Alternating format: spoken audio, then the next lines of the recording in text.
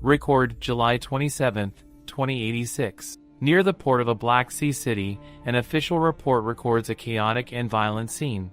The suspect has already escaped. Witnesses report that only a single newcomer had pursued the suspect during the incident. By the time the authorities arrive at the scene, they discover that the pursuer lies severely injured, collapsed on the ground.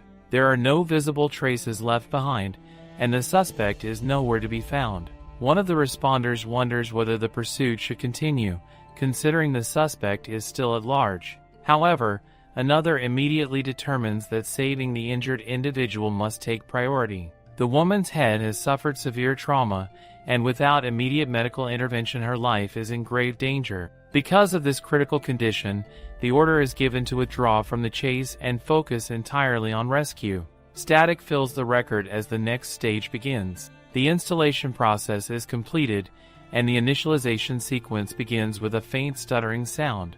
A moment later, someone checks on the patient's condition. The system reports that repair work has reached 85% completion. The patient's condition is currently stable.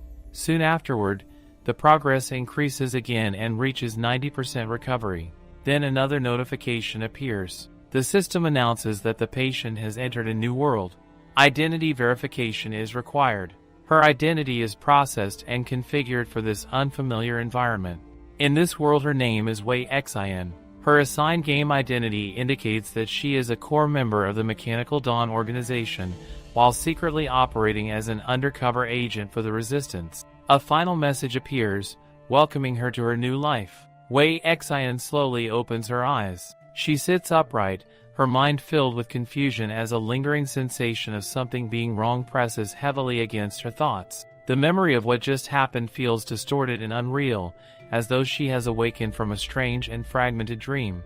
She turns around cautiously, scanning her surroundings. Everything looks unfamiliar. She cannot recognize the place she is in. Then a glowing screen appears before her. Across the screen, a message presents 6 pieces of advice for players of Crimson Earth. The first advises players to treat the game world as if it were the real world. The second warns them never to reveal their identity as a player to anyone. The third instructs them never to disclose the contents of the game to anyone. The fourth declares a chilling rule: life is singular and death is permanent. The fifth states that once the game begins there are only 2 possible endings: either complete the game or face character death. Wei Xin studies the message carefully. After reading the rules, she realizes something unsettling. It seems that she is already inside the game. Crimson Earth is known as a revolutionary game that blends cyberpunk aesthetics with supernatural elements. It offers a fully immersive holographic experience that functions almost like a truly existing second world. The moment its first trailer is released, it captures the attention of players across the globe. Interest skyrockets rapidly, and the number of registered followers surpasses 100 million. Within this world, players can choose different development paths. Some follow the technological route, transforming themselves through cybernetic enhancements, medical prosthetics, and advanced mechanical upgrades. Others pursue the supernatural path, awakening mysterious powers and extraordinary abilities that defy the limits of ordinary humans. Not long ago, the developers announced the release of 10,000 closed beta slots. Wei Xin applies for one of those spots merely for fun. She never truly expects to be selected. Yet somehow, she receives an acceptance. The entire situation becomes even stranger afterward. She never enters any shipping address when submitting her application. Despite that, an official game card from Crimson Earth still arrives directly at her doorstep. While she is still holding the mysterious card in her hands, the card suddenly activates. In the very next instant, she is transported into this world.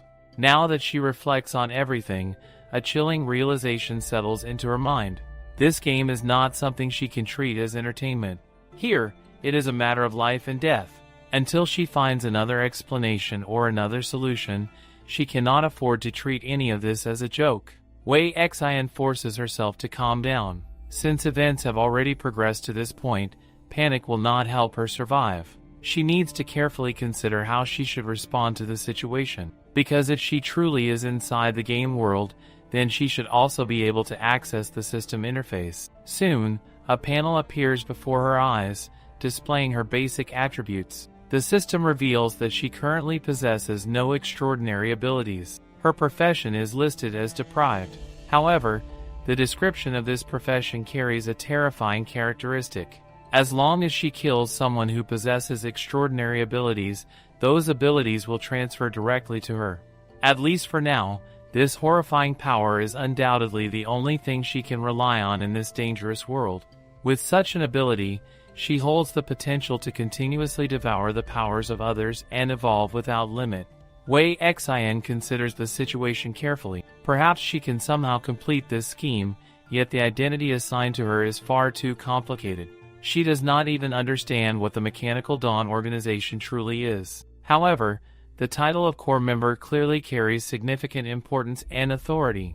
Another part of her identity raises even more questions. The Federation Investigation Department sounds like an official government organization. At the same time, being listed as an undercover agent for the Resistance immediately signals the role of a double agent.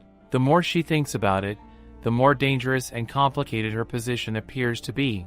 At that moment, someone nearby asks whether Wei Xin has regained consciousness. A doctor soon enters the room. He observes her condition and notes that the surgery has just been completed and that her mental state appears quite stable. Wei Xin immediately questions him about the surgery and asks where she currently is. The doctor calmly explains that she is receiving treatment at the Black Sea City Investigation Department Medical Center. According to the official record, during her very first field assignment as an intern, she encountered an armed criminal. The suspect managed to escape, and during the confrontation she suffered a severe head injury that resulted in a skull fracture. Wei Xin reflects on the explanation. Since the injury described is extremely serious, she realizes that pretending to suffer from amnesia might be a reasonable and logical approach. The doctor continues speaking, confirming that her skull had indeed suffered severe damage, even leaving a large opening. However, he reassures her that everything has already been taken care of. Wei Xin grows confused when he mentions replacing something. She asks what he means by the phrase "out with the old, in with the new." Acting as if she has forgotten many things, she claims she cannot fully understand his explanation. The doctor patiently clarifies the situation. Repairing the skull directly would have been extremely difficult, so the medical team decides to replace the entire skull instead. The procedure uses the Federation's latest technological advancement in ultralight alloy skull. With this replacement, she will no longer need to worry about suffering head injuries in the future.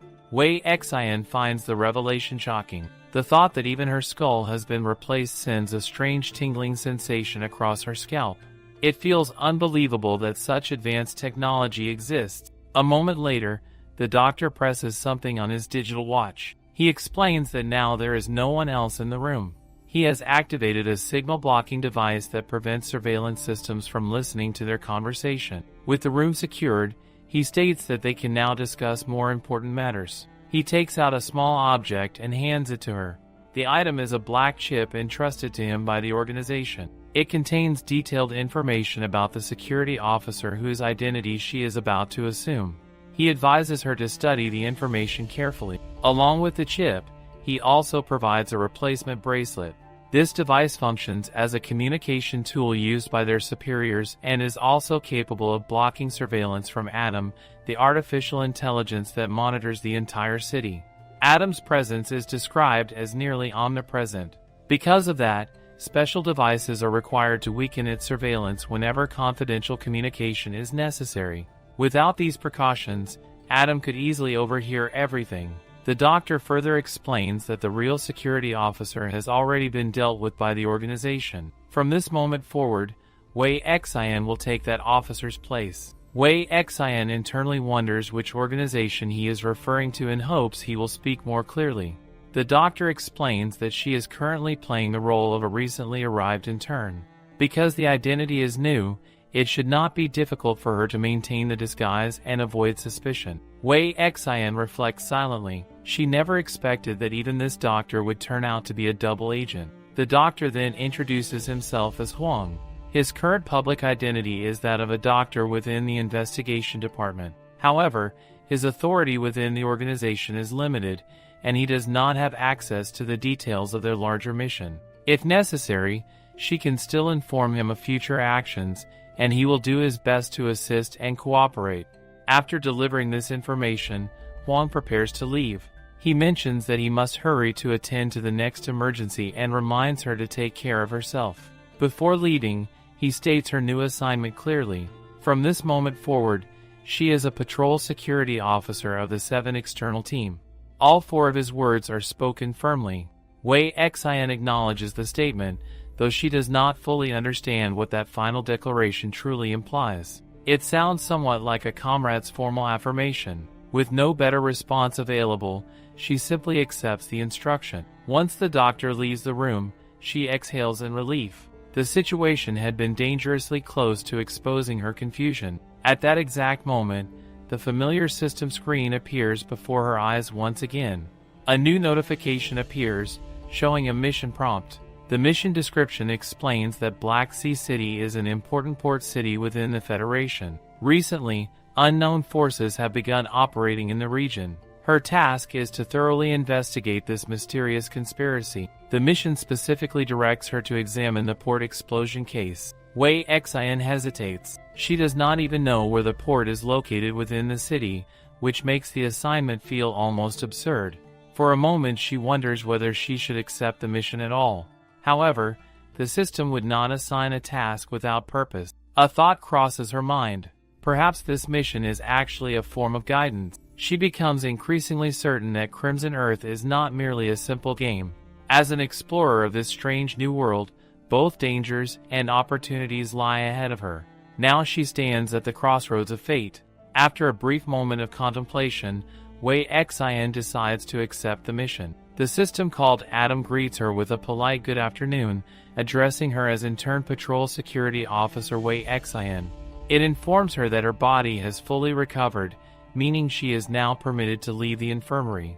Adam further explains that the captain of the 7th Field Team has summoned her to his office. Following standard protocol, the system instructs her to proceed by following the blue indicator lights illuminated along the corridor.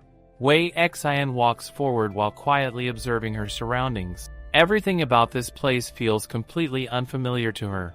The environment, the structure of the facility, and even the atmosphere itself seem distant and strange, as if she has stepped into a world she does not truly belong to.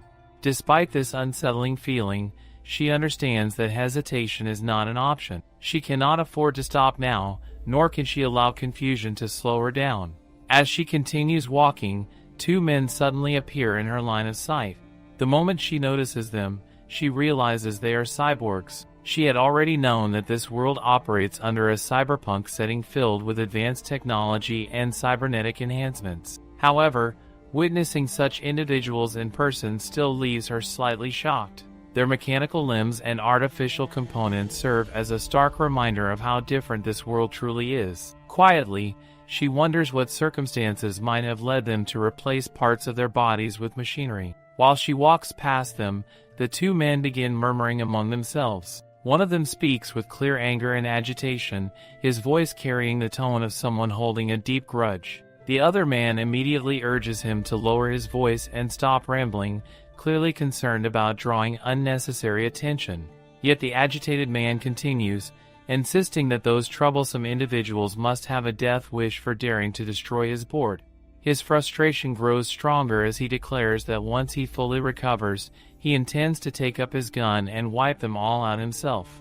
The other cyborg once again attempts to calm him down, reminding him that they must wait for the minister's orders before taking any action. Acting recklessly now would only mean throwing his life away for nothing. Wei Xian hears fragments of their conversation as she passes by, but she does not stop to investigate further. Her focus remains on the task ahead. After walking a little farther, she finally arrives at the office of the 7th Field Team. The sign and the location confirm that this is indeed the place she has been directed to. Standing in front of the door, she pauses briefly before knocking. This moment marks her first direct interaction with someone from the game world. Inside her mind, she reminds herself of her highest priority. Above all else, she must carefully conceal her true identity as an undercover transmigrator. With the extremely limited information she currently possesses, every step she takes carries a certain level of risk. Unfortunately, circumstances have not given her enough time to carefully plan her action. For now, the only strategy available to her is to proceed one step at a time. Every word she speaks must be chosen with great care. Inside the office, the captain of the 7th Field Team begins addressing the situation. He explains that the port of Black Sea has recently suffered a major bombing attack. Hearing this information immediately causes Wei Xian to wonder whether the incident might somehow be connected to the mission she had been assigned. The captain continues explaining that later she will be required to visit the investigation department and provide a formal statement describing the details of her encounter during the incident. Such information will be essential for the ongoing investigation. At that moment, Wei Xian gathers the courage to call out to the captain. The captain turns his attention toward her, wondering what she wishes to say. With a composed but slightly uncertain demeanor, Wei Xian explains that she cannot seem to remember very much. No matter how hard she tries to recall the events, her mind remains blank. As a transmigrator who has taken over another person's body, having no access to the original owner's memories is an extremely dangerous situation. The captain then asks her what she is still able to remember. Wei Xian replies that the only thing she can clearly recall is her identity as an intern security officer assigned to the 7th Field Team.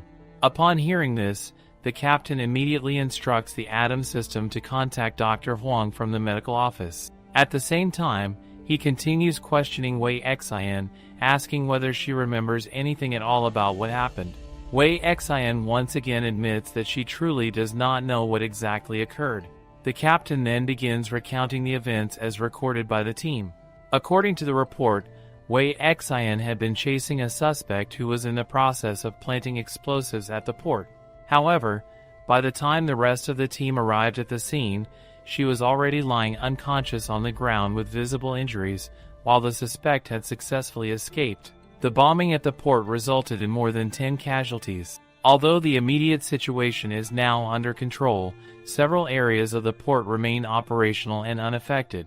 Judging by the scale and precision of the explosion, it appears that the attackers intended to completely cripple the port's operation. Because of this, it is highly likely that they may attempt another attack in the near future. Unfortunately, the authorities still lack sufficient information to determine the attackers' true objective. In order to prevent another incident from occurring, the investigation team desperately needs as much information as possible. Since Wei Xian is currently the only direct witness to the suspect, recalling the suspect's appearance and any relevant details is crucial for determining their next course of action. Upon hearing this responsibility placed upon her, Wei Xian appears visibly taken aback. Nevertheless, she calmly states that she will do her best to remember whatever she can. At that moment, Dr. Huang's voice comes through the Atom System's communication channel. He asks whether the captain requires his assistance, mentioning that he will return the call as soon as he finishes the task he is currently handling. The captain responds by informing the doctor that Wei Xian claims to be suffering from memory loss. Since Dr. Huang is her primary physician, the captain asks him directly what might be going on with her condition. The captain considers the situation carefully after hearing about Wei Xian's memory loss. Based on the medical explanation, he concludes that the condition could simply be temporary memory loss caused by the anesthesia used during her treatment. According to the doctor's recommendation, several days of proper rest may help her memories gradually return. Hearing this explanation makes the captain sigh quietly in relief. He then informs Wei Xian that he will approve 3 days of leave so that she can rest properly and recover. As she prepares to leave the office, the captain gives her one final instruction. If she notices even the slightest sign that her memory is beginning to return, she must report it immediately. Wei Xian acknowledges the order and walks out of the office. While leaving the building, a thought crosses her mind. It is fortunate that the doctor who helped her earlier, that double-crosser, appears to be on her side for now. Without that assistance, her current situation would have been far more dangerous. Later, she arrives at the Harbor District along Anning Street. The vehicle she is riding in slows to a stop as it reaches the station. An automated announcement informs the passengers that they are about to arrive and asks everyone preparing to disembark to get ready. According to the official records stored in the system, her current residence is located at #233A, Anning Street, Harbor District, Black Sea City. When she finally steps off and walks down the street, she immediately notices the difference between this place and the areas she had previously visited. Compared to the bustling environment around the investigation department building, this street looks far more rundown and neglected. The buildings appear aged and worn, and the overall atmosphere gives the impression of a neighborhood that has long fallen into decline. Even so, after checking the address carefully, she realizes that this is indeed the correct location. Although the surroundings appear somewhat dilapidated, an unusual sense of familiarity rises within her. It is a strange feeling, as if this place somehow belongs to her. Standing in front of the door, she activates the fingerprint scanner. The system confirms that fingerprint verification is successful. As the door opens, however, she immediately sees someone inside waiting. The man looks at her and casually remarks that she is late. Wei Xian is caught slightly off guard by the sudden encounter. She silently wonders who this person might be. The tone in his voice suggests that he is already familiar with her, as though they have met before. Maintaining a calm expression, she tells him that she experienced a small mishap on the way. The man then asks whether she has already looked at the mission chip that the leader sent over. Wei Xian replies that she has not examined it yet. At the same time, she begins to wonder internally whether the object he is referring to might be the device that the respawn doctor gave her earlier. Since she still knows very little about the situation, she realizes that speaking too much could easily expose her identity. The man continues explaining the situation. According to him, the leader has specifically ordered that this mission must begin immediately starting today. From now on, he will be working together with her in Black Sea City to handle a series of tasks. He introduces himself by stating that his code name is Silver Mask. He then explains that for operational security she must also select a code name for communication. Ideally, the code name should have absolutely no connection to her real identity. The more unrelated it is, the better. Under no circumstances should anyone be able to link her code name back to her real self. Wei Xian studies the man quietly while thinking to herself. Judging from his appearance and behavior, Silver Mask seems like someone who may have been sent by the Mechanical Nun organization as a kind of assistant or partner. Regardless of the exact reason, she decides that for the moment it would be safer to cooperate with him. Silver Mask insists that she must choose a code name immediately, and again reminds her that it must be completely unrelated to her real identity. After transmigrating into the game world, Wei Xian had previously learned several details from the original Sarah's profile. According to the information she discovered, several years earlier Sarah's parents had died in an accident. As a result, she received a large insurance payout. Later, she used that money to enroll at Black Sea Academy in order to study criminal investigation. However, the tuition fees at Black Sea Academy are extraordinarily expensive. Even with the insurance payout, the money was not enough to cover everything. In the end, she still accumulated a debt of 20,000. Thinking about it carefully, the situation makes perfect sense. Her current identity is someone burdened with nearly 30,000 in loans. With that thought in mind, Wei Xian finally decides on a code name. She calmly announces that her code name will be Rich Lady. Silver Mask immediately reacts with confusion, questioning what exactly she just said. Without hesitation, she repeats that Rich Lady is indeed her chosen code name. In her opinion, the name could not be more unrelated to her real situation. In fact, it is practically 10,000 miles away from the truth. After all, her dream is to one day become a genuine rich lady. Silver Mask looks at her with a doubtful expression and asks whether she is absolutely certain that she wants to use that code name. Wei Xian confidently replies that she is completely certain. After a moment of consideration, Silver Mask reluctantly admits that the choice is not technically wrong. Accepting the decision, he begins addressing her by the new code name Rich Lady. He then tells her that she should take a look at the mission details. As Wei Xian prepares to examine the information, she cannot help but notice a familiar pattern emerging. It seems that once again, the events of today revolve around the port of Black Sea City. After examining the mission chip, Wei Xian gradually realizes the true objective of the operation. The mission assigned to her is nothing less than the complete destruction of the port of Black Sea City. The plan is divided into two possible approaches. Plan A requires them to completely destroy the port itself, ensuring that a ship called the Kraken will be unable to dock. By crippling the harbor infrastructure, the vessel would have no safe place to enter the city. Plan B is even more direct and dangerous. In this plan, they would secretly board the Kraken, plant explosives on board, and then sink the ship while it is still at sea. Regardless of which plan they choose, the objective remains the same. By any means necessary, they must stop the Kraken from entering Black Sea City before August 11th. As the full details settle in her mind, Wei Xian finally begins to understand the situation more clearly. The bombing at the port, the orders from Mechanical Dawn, and even the guidance of the game's vision system all revolve around a single focal point. Everything centers on the Kraken. The vessel is a massive freighter that has not yet docked in Black Sea City. However, one question continues to trouble her.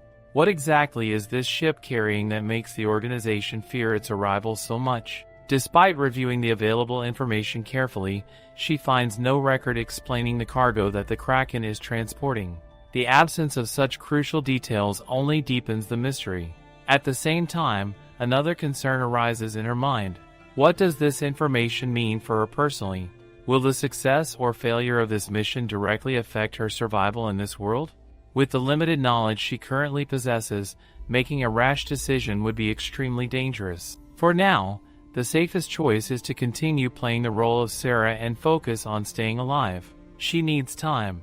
She needs information. Only by stabilizing this situation first can she begin to understand the true structure of the conflict around her. Caution will be the key to navigating this mission. For the moment, she decides that the best strategy is to stall for as long as possible. Meanwhile, she must also find a way to uncover what the Kraken is actually transporting. After a moment, Silver Mask asks whether she has finished reading the mission details and whether she has any thoughts about the plan. Wei Xian calmly replies that she is simply calculating how many lives it would take to complete such a mission. Silver Mask responds with unwavering determination. To him, the only thing that matters is ensuring that the Kraken never enters Black Sea. As long as that objective is achieved, any sacrifices are worth making. Whether they live or die is irrelevant, because their comrades will continue the mission if they fall. In his eyes, that is the meaning of their duty. Hearing his words strengthens Wei Xian's suspicion that Mechanical Dawn might actually function like a brainwashing cult. The man standing in front of her appears so deeply indoctrinated that he does not even value his own life anymore. Time is quickly running out. There are less than 2 weeks remaining before the deadline. She finally tells Silver Mask that she understands the mission and that she will begin drafting an action plan as soon as possible. At the same time, she reminds herself that her situation is far more complicated than his. As an intern security officer, she still has legitimate responsibilities within the investigation department. That organization will not be easy to deceive. Silver Mask dismisses the concern with a cold remark. In his opinion, the investigation department are nothing more than the Federation's obedient lapdogs. From his perspective, her role within that department is actually useful. He suggests that she should continue secretly gathering intelligence from the investigation department while he carries out the operational work. Once she finishes drafting the plan, the two of them will review it together. After saying this, Silver Mask asks her a curious question. He wonders which version of her represents her true self. Wei Xian replies calmly that as an undercover operative, she is supposed to possess 1,000 different faces. Each identity is simply another mask she wears. She then points out that Silver Mask himself is also wearing a mask that hides his facial expression. Silver Mask admits that he has never encountered an undercover agent as committed as her before. She does not even show her real face to her own teammates. He then asks what her next instructions will be. After all, they have less than 2 weeks left before the deadline arrives. Wei Xian quietly reflects on this situation. His question reveals an important detail about the hierarchy within Mechanical Dawn. It appears that she outranks him within the organization. She is the one responsible for making decisions and giving orders, while Silver Mask simply carries out those instructions. This realization gives her an opportunity. What she needs most right now is additional buffer time to organize the chaotic situation surrounding her. Removing Silver Mask from the immediate area, even temporarily, becomes her top priority. Another question also lingers in her mind. Mechanical Dawn's mission for her is to destroy the port, but even before she entered this game world the port had already been bombed once. So what exactly was the purpose of that previous bombing? Who orchestrated that attack? And more importantly, were the people responsible her enemies, or her allies? To answer these questions, she needs more intelligence about that earlier incident. With that in mind, she calmly instructs Silver Mask to head to the port and investigate the bombing site. He should examine the personnel flow, the blast traces, and any other clues that might still remain. The order effectively sends him away on a time-consuming task, giving her the breathing room she desperately needs. For now, she has successfully bought herself some time. However, as she watches him leave, a strange realization suddenly occurs to her. For a brief moment, she wonders whether the door is actually on the other side. Then she notices something astonishing. Silver Mask is not walking out through the door at all. Instead, he rises into the air and begins flying away. Wei Xian stares at the scene in stunned silence. This unexpected sight forces a new realization upon her. The man she had just spoken with possesses supernatural abilities. It is the very first time she has witnessed genuine supernatural power within this game world. It is now Wei Xian's second day in the game world. The existence she occupies here is far from simple, for she carries multiple identities that constantly pull her in opposite directions. At present, the pressure she faces comes from two powerful forces, each expecting complete loyalty from her. On one side stands the Federation's investigation department. Their objective is clear: the port of Black Sea City must be protected, and the criminals plotting against it must be captured. On the other side stands Mechanical Dawn, the secretive organization that has issued the exact opposite order. Their goal is to destroy the port entirely. Within the coming half-month, both sides will inevitably move toward confrontation. For now, Wei Xian carefully plans her approach. Her first priority is to remain within the investigation department as an intern security officer. She understands that survival here requires patience and subtlety. Maintaining proper relationships with her colleagues is essential. If she behaves naturally, performs her duties well, and avoids suspicion, she can gradually gain the trust of the department. Trust, after all, is far more valuable than simple access. Meanwhile, within Mechanical Dawn, the responsibility for installing the bombs has been assigned to Silver Mask. Wei Xian's role is different. She continues providing intelligence to the organization while acting as their undercover presence. The injured operative, however, has already become a complication. Allowing Silver Mask to stay near her may solve the problem temporarily, but Wei Xian clearly realizes it cannot be a long-term solution. If someone within the investigation department notices his presence, her entire cover could collapse instantly. She must find another way. Although the original owner of this body once belonged to Mechanical Dawn, Wei Xian herself knows very little about the organization. In fact, she feels almost like an outsider observing it from the shadows. What kind of background does Mechanical Dawn truly possess? The influence it displays is nothing short of terrifying. The organization appears to possess an enormous supply of weapons. Its personnel structure seems highly organized, and there are even individuals specifically responsible for allocating funds. Such operations require immense resources and careful planning. Naturally, this raises a question in Wei Xian's mind. What is the true founding purpose of Mechanical Dawn? Who exactly are its members? And more importantly, what role does she herself play within this organization? At the moment, she has no clear answers. Still, based on the limited information she has managed to gather so far, Wei Xian is able to roughly summarize two important conclusions. The first point is that Mechanical Dawn not only possesses abundant resources, but also has a large number of members scattered throughout Black Sea City. Their presence seems to extend across the entire city like invisible eyes watching from the darkness. Because of this widespread network, the organization requires public safe houses that can function as gathering points for its members. The second point is far more critical. Rig technology is very likely directly affiliated with Mechanical Dawn. Alternatively, it may simply be a front company established by Mechanical Dawn in order to operate openly while hiding the organization's true activities. Even though Wei Xian has managed to gather these fragments of information, it is still far from enough to fully understand the organization. If she wants the truth, she will have to continue exploring. By the time these thoughts settle in her mind, exhaustion begins to weigh heavily on her body. She is incredibly sleepy. Morning has already arrived, and she never expected that she would spend the entire night reading through the materials she gathered.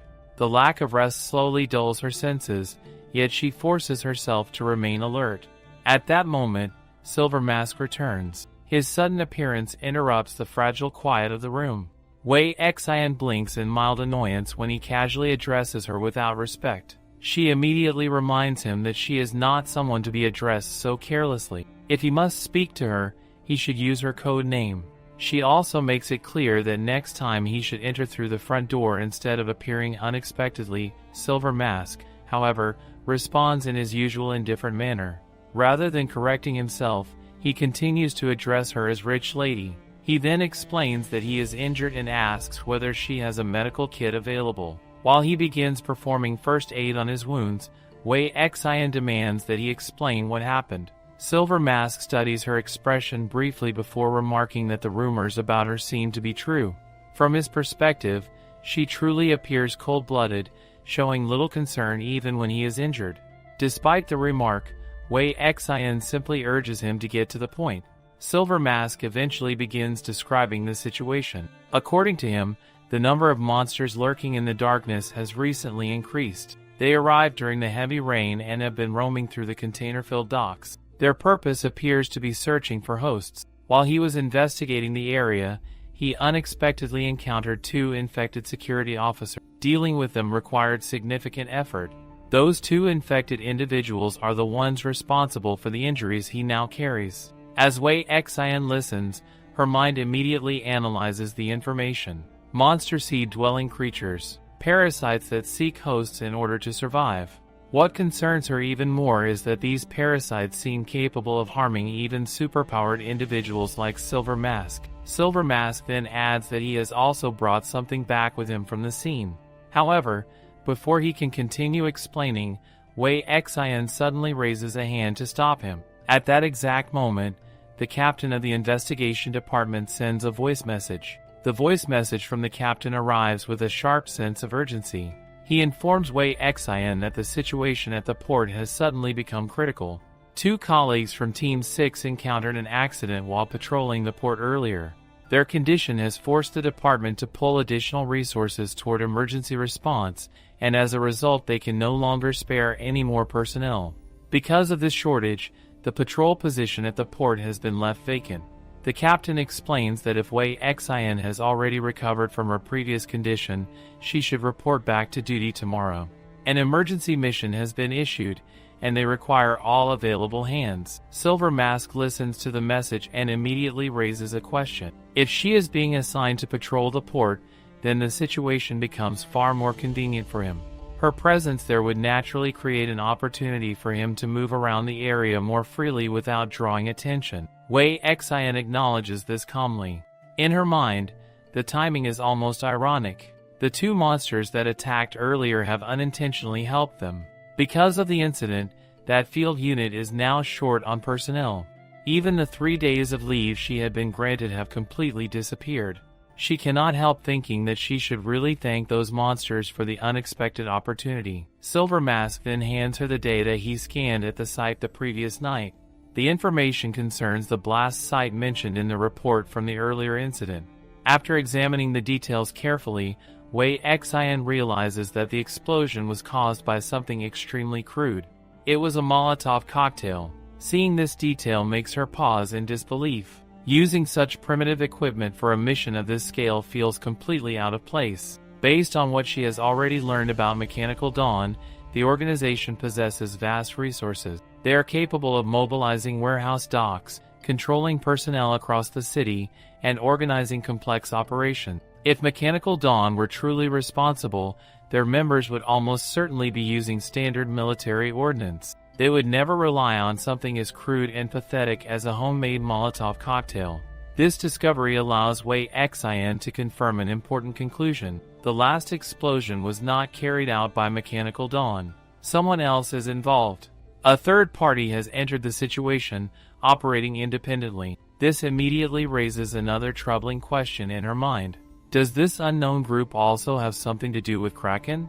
After silently considering the implications, she hands the data back to Silver Mask. Too many problems have appeared at once, and every new detail seems to deepen the mystery rather than resolve it.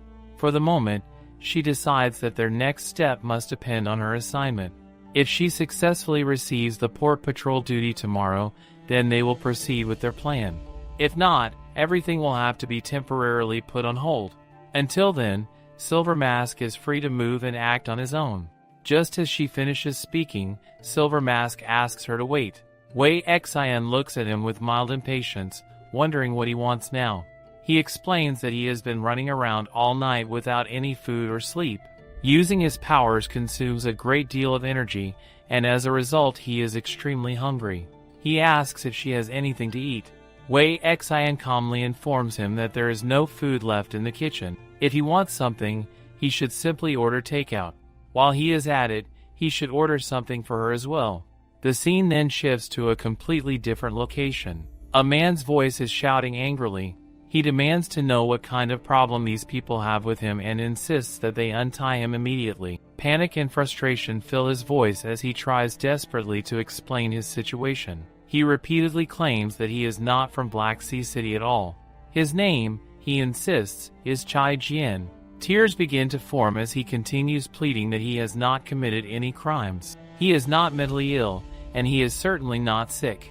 According to him, all he did was go to sleep, and when he woke up he somehow found himself trapped in this horrible place. One of the men nearby attempts to calm him down politely, assuring him that they understand his concerns and asking him to relax. However, Chai Jian refuses to accept their words. He cries out that they cannot possibly understand what he is saying. He insists again that he is telling the truth.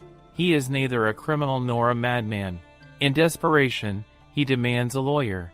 At that moment another man steps forward and speaks in a cold, official tone. He informs Chai Jian that he is classified as a level 6 citizen. Because of this classification, all of his political rights have already been revoked. Under such conditions he has no right to appeal, and therefore he cannot request legal representation. Even if they wanted to help him obtain a lawyer, it would be impossible. Hearing this explanation only makes Chai Jian shout even louder. He angrily demands to know what they are talking about. Nothing they say makes sense to him, and he cannot understand how anyone could reason with such absurd claims. He insists again that he is Chai Jian, and that he has never committed any crime. Yet somehow these people are labeling him as a criminal. His voice cracks as he begs them to let him go. All he wants is to return home. He wants to go back to Jean Ling inside a nearby meeting room. Several people who are watching the recorded footage quietly exchange looks. One of them remarks that the man in the video appears completely messed up. Wei Xian notices something different. Jean Ling is not a city that exists within this game world. It is a city in the real world. This realization makes her narrow her eyes slightly. From her perspective, it seems very likely that this man is also a player who has come from reality. The captain soon interrupts the discussion. He declares that there has been enough nonsense and calls everyone's attention to the emergency mission briefing. The man shown in the video moments earlier is the target of their operation. According to the official records, his classification is level 6 citizen. He has already been convicted of first-degree murder. However, because he was diagnosed with severe mental illness, he was previously receiving treatment at the city's psychiatric hospital. The briefing continues as the captain calmly explains the details surrounding the fugitive. The incident began the previous night. According to the official report, the man attacked his therapist during a treatment session at the city psychiatric hospital and then escaped from the facility. Fortunately, when security personnel arrived at the scene, the therapist had only suffered minor injuries and was not in any serious danger. The real concern lies in how the prisoner managed to escape. Based on the department's analysis, the most likely explanation is that he awakened extraordinary powers. This revelation immediately surprises Wei Xian. She finds it difficult to believe that someone could awaken extraordinary abilities entirely on his own. If that is truly the case, then he must belong to a classification known as an executor. From the system information she has studied since entering this world, Wei Xian understands that the structure of power within the game is not limited to a single category. Aside from the deprived class, there exists another major class known as executors. Executors are individuals who walk the world in human form while possessing the potential to gain power comparable to that of gods. Unlike ordinary individuals, they have the ability to awaken supernatural abilities naturally. In some cases, they may also obtain power through special potions infused with unique forms of energy. However, the success of such methods depends heavily on both talent and opportunity.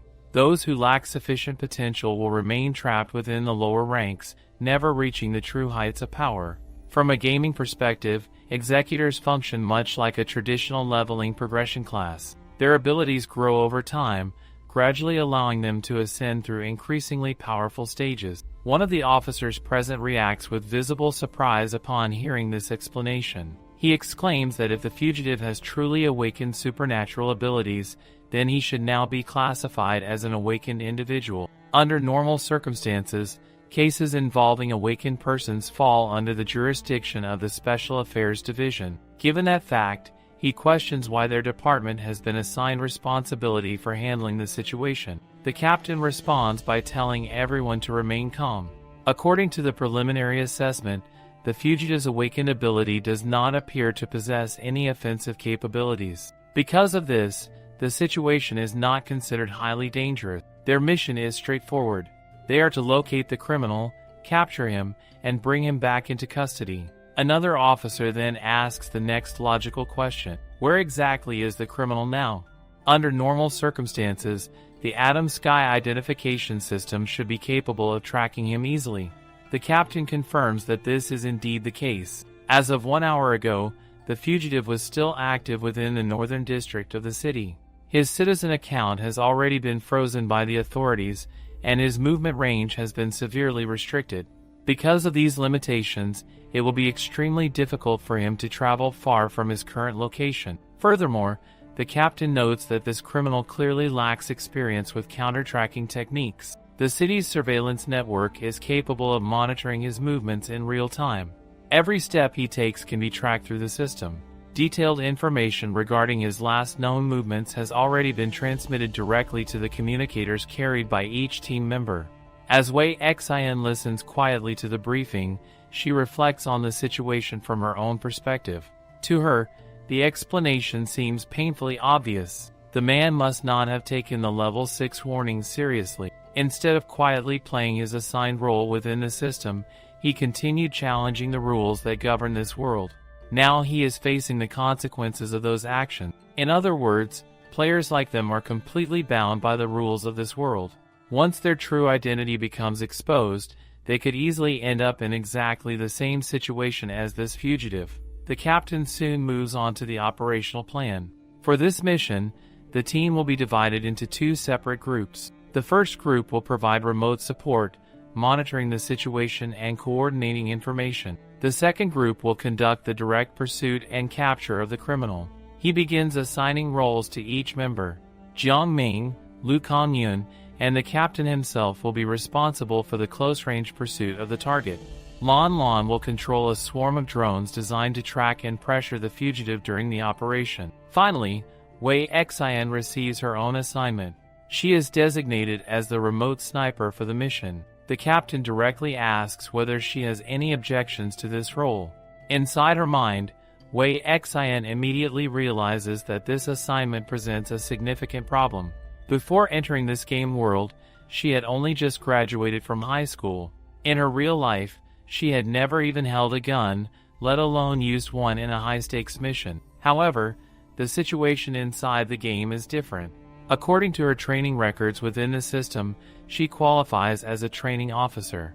During the department's physical evaluation tests, her shooting score achieved a perfect mark. The captain clearly trusts those results. He explains that if the capture operation fails to proceed smoothly, she will serve as the final safety net. Her responsibility is to ensure that the criminal does not escape under any circumstances. Because of her test performance, he believes she is fully capable of handling the role of a sniper. In order to gain the trust of the investigation department, Wei Xian understands that she cannot back down now. With that realization firmly in mind, she accepts the situation and indicates that she is fine with it. The captain acknowledges her decision with a nod and reminds everyone that there is no time to waste, so they should not delay by changing equipment unnecessarily. At that moment, the system named Adam begins listing the required mission equipment. The mission requires bulletproof combat uniforms, standard firearms, standard knives, and a newly issued KBO long-range sniper rifle.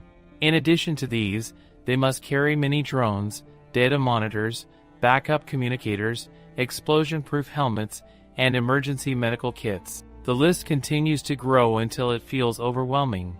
Despite the advanced equipment provided to them, Wei Xian suddenly realizes something unexpected: she still has to assemble the sniper rifle herself. The thought briefly confuses her. With so many sophisticated tools available, she wonders why she must manually assemble the weapon. While she is still holding the parts, a man approaches her and urges her to hurry up and assemble the rifle. The captain had earlier mentioned that her shooting score was perfect, yet despite working together for several days, the man has never actually seen her assemble a gun before. Curiosity makes him want to see what she is capable of. Wei Xian calmly picks up one of the rifle components. As she touches it, a strange sense of familiarity passes through her mind, as if her body remembers the process even if her thoughts hesitate for a moment. Acting almost instinctively, she begins putting the pieces together. Within only a few seconds, the rifle is completely assembled. After finishing, she presents the weapon and asks the man whether he is satisfied with what he has seen. The man is clearly impressed by the speed and precision of her work. He admits that the assembly was quite remarkable. With that matter settled, Wei Xian decides to head toward the changing room so she can prepare properly for the mission. Once everyone finishes their preparations, the entire team gathers together, fully equipped and ready.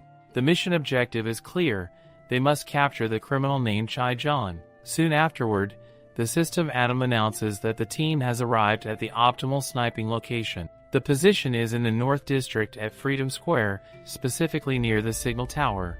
Wei Xian stands at the designated spot while observing the surroundings carefully. The technology used by the Federation relies on advanced nanotechnology. Through nano devices, weapons can be materialized instantly when needed. Wei Xian recognizes how convenient this system is compared to traditional equipment handling. Even so, the tension of a first mission is unavoidable. Feeling nervous is normal, and Wei Xian knows this very well. She reminds herself to calm down, focus on the task, and push every unnecessary thought out of her mind. Her responsibility is simple but crucial: ensure that the criminal does not escape. If the captain and the other team members succeed in capturing the target quickly, then her role as the sniper might not even be needed. A moment later, the system Adam informs her that the target has been spotted. Wei Xian immediately prepares herself and takes position. She steadies the sniper rifle and observes the marked area carefully. The system provides detailed information about the target's movement. The criminal is currently moving quickly through the North District along Salamanca Street. The location has been marked clearly on her data monitor. At the same time, environmental information appears on her display.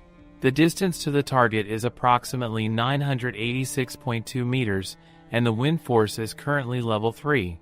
The data helps her calculate the shot if necessary. The system also reports that the criminal is heading toward their signal tower. Wei Xian quickly sends the updated location to the captain so that the team can react immediately. After receiving the information, the captain relays the order to all members of the team, instructing them to follow commands and proceed toward the marked location. However, as the situation develops, something begins to feel strange. The target continues running at full speed, which causes some confusion among the team members. They begin to wonder why he keeps running so desperately. It almost appears as though he has already discovered their presence. Wei Xian carefully analyzes the situation and urges the others to wait for a moment. According to the earlier intelligence report, the criminal was supposed to have no experience with counter-surveillance. Yet only a short while ago, the captain had been positioned quite far away from the suspect. Given that distance, it should have been impossible for the criminal to notice their presence. That raises a troubling question in Wei Xian's mind. If the suspect has no counter-surveillance experience and the team maintained their distance, then how could he possibly have detected them and started running? One of them thinks that it could be his supernatural ability at work. However, Wei Xian disagrees and questions whether he failed to notice that the captain was positioned southwest of Chai, yet he deliberately chose to run directly toward the south. She also observes that he appeared panicked and repeatedly glanced behind him, ignoring his injuries and focusing only on running forward.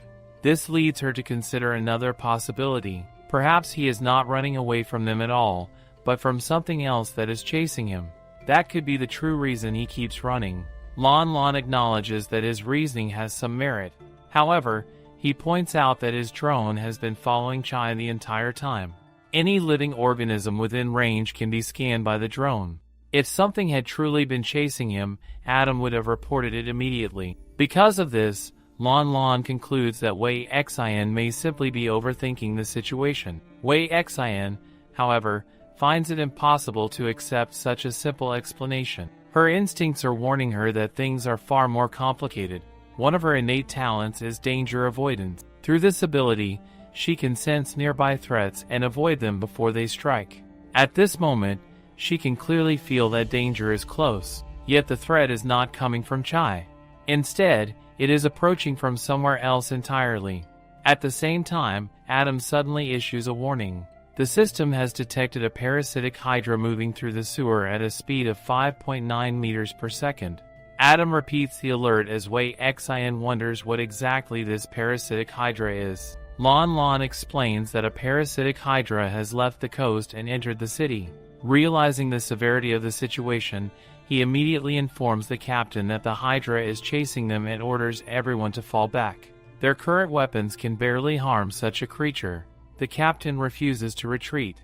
He states firmly that this area is residential, and their duty is to ensure the safety of the civilians living there. He instructs Adam to bring the police car to their location immediately, adding that Jiang will be the one driving it. Lon Lon responds that he understands the captain's order. At the same time, he asks the captain to be extremely careful. The appearance of the parasitic hydra has already turned the situation extremely dangerous. Even before the creature reveals itself, its presence creates a heavy pressure that forces Lon Lon to keep his distance. This makes Wei Xian wonder just how dangerous the monster truly is. She knows she must calm herself. The parasitic hydra is still hundreds of meters away, moving through the sewer system. That means her current position is relatively safe. Since the monster is chasing Chai, she decides on a new approach. She will aim directly at him and see whether the creature can be lured out of the sewer. Just as Chai trips and is about to pick up the bread he dropped, a sudden explosion erupts nearby. Wei Xian instantly becomes cautious. Through the smoke and debris, she finally sees it clearly. The enormous creature emerging before them is the parasitic hydra.